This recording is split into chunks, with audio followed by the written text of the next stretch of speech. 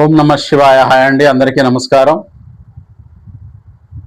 ఈశ్వరి జ్యోతిర్వాస్తు కేంద్రం scientific research centre, Alivelu Mangapuram, Tirupati.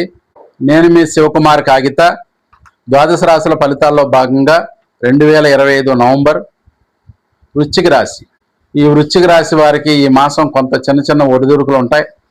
మాసం మధ్యం నుంచి అనుకూలమైన పరిస్థితులు కలుగుతున్నాయి.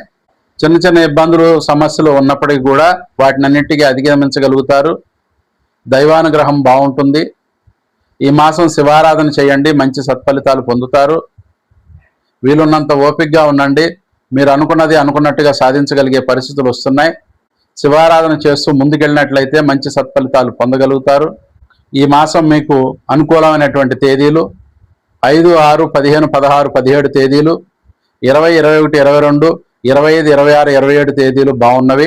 అట్లాగే ప్రతికూలమైనటువంటి తేదీలు 1, 9, 10, 18, 19, 28, 29 తేదీలు ప్రతికూలంగా ఉన్నవి.